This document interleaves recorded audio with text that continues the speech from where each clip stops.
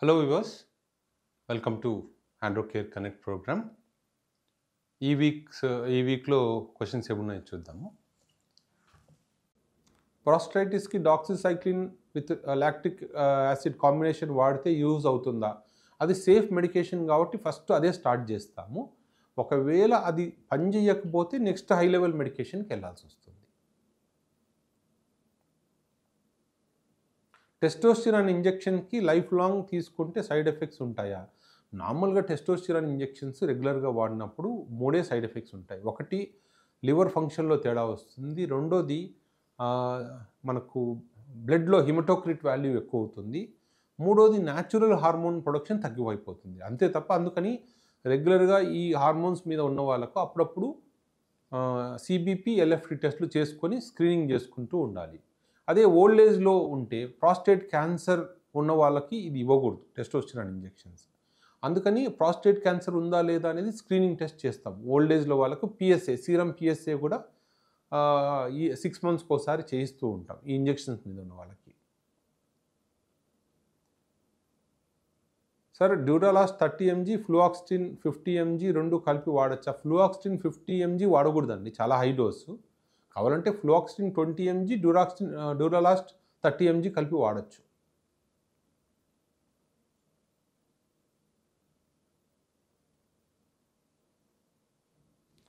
Sir ED ఉంది, both testicular atrophy అని వస్తే సెక్స్కి పనికిరానా? 10 mg టెడ్లాఫిల్ యూస్ చేస్తే బాగా వర్క్ అవుతుంది, బట్ 1 time చేస్తున్నా. సో జనరల్గా హార్మోన్ రిపోర్ట్ చూడాలి. మీ హార్మోన్ రిపోర్ట్ బేస్ ఉంటుంది. 10 mg పనిచేస్తుంది కాబట్టి ఇప్పుడు 5 mg పనిచేస్తుందా లేదా చూడండి. ఒకవేళ 5 mg కూడా బాగా పనిచేస్తుంది అనుకోండి, 2.5 mg వాడండి.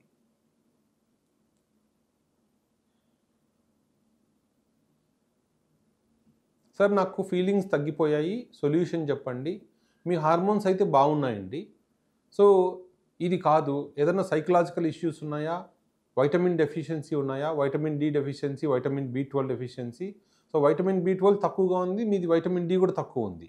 సో అవి రెండు కరెక్షన్ చేసుకోండి.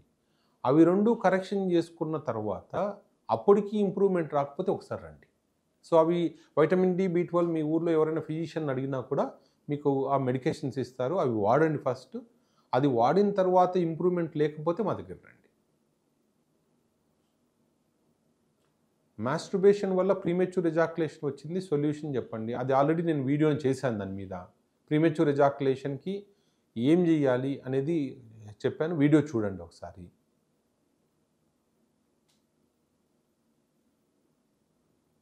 సార్ నార్మల్ టైంలో పెనిస్ చిన్నగా సన్నగా ఉంటుంది కదా, ఈ ఎరెక్షన్లో వెడల్పు పెనిస్ పెద్దగా అవుతుంది, ఇంప్లాంట్లో ఎలా సెట్ చేస్తారంటే నార్మల్గా ఎంతవరకు అంటే మొత్తం పెనిస్ స్ట్రెచ్ చేసి ఎంత స్ట్రెచ్ అవుతుందో అంత లెంత్లో మనం ఇంప్లాంట్ పెడతాం. అంటే నార్మల్గా ఉన్న సైజులో పెట్టాము, ఎరెక్షన్ వచ్చినప్పుడు ఎంత సైజు ఉంటుందో ఆ సైజులో మనం పెడతాం.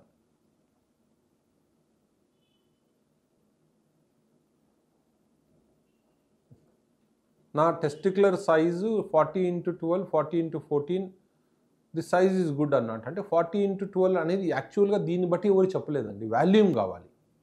అంటే లెంత్ బ్రెడ్త్ గత్ 3 కలిపితే వాళ్ళు మనకు స్కాన్ రిపోర్ట్లో వాల్యూమ్ అని ఇస్తారు.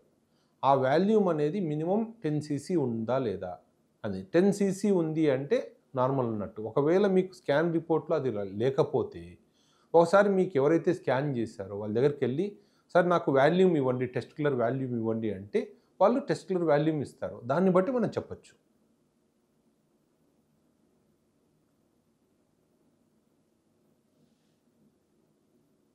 సార్ టెడ్లాఫిల్ ప్రతిరోజు వాడడం వల్ల మూత్రపిండాల వ్యాధి మరియు గుండెపోటు వచ్చే అవకాశం ఉంటుందా?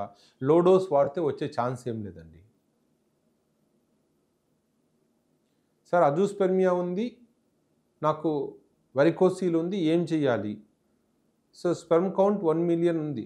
స్పెర్మ్ కౌంట్ 1 million ఉంటే అజూస్పెర్మియా అనరండి, అదేదో మీకు రిపోర్ట్లో ఏదో ప్రాబ్లం ఉన్నట్టుంది. స్పెర్మ్ కౌంట్ 1 million ఉంటే ఆలిగోస్పెర్మియా అని రావాలి.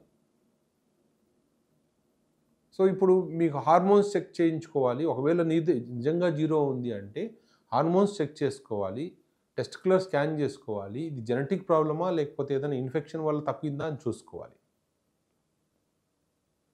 సార్ నాకు షుగర్, బీపీ ఉంది, టెడ్లాఫిల్ వాడొచ్చా? వాడొచ్చు అండి. No problem. పెరాలసిస్ పేషెంట్‌కి ఎజాక్యులేషన్ లేకుంటే ఏ ట్రీట్మెంట్ తీసుకోవాలి చెప్తారా? నార్మల్‌గా పెరాలసిస్ పేషెంట్‌కి ఎజాక్యులేషన్ లేకుండా పోయే ఛాన్స్ ఎక్కువగా ఉంటుంది. ఎందుకంటే ఎజాక్యులేషన్ కూడా నర్వ్స్ మీదనే డిపెండ్ అయి ఉంటుంది. ఒకవేళ నర్వ్స్ దానికి సంబంధించిన నర్వ్స్ కూడా డ్యామేజ్ అయ్యాయనుకోండి, జనరల్‌గా పెరాలసిస్‌లో ఎజాక్యులేషన్ అవ్వదు. కొంతమందికి వైబ్రేషన్ థెరపీ వాడితే టెంపరరీగా స్పెర్మ్ రిలీజ్ అవుతుంది.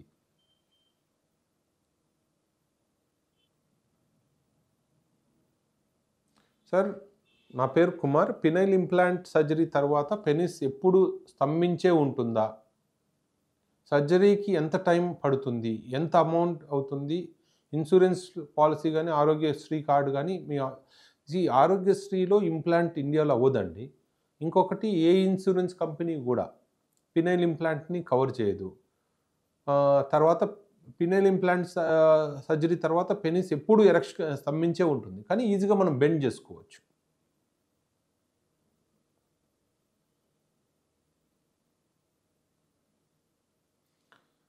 Doctor, I have heard that ashwagandha for stress can also Boost testosterone. కరెక్టే అండి.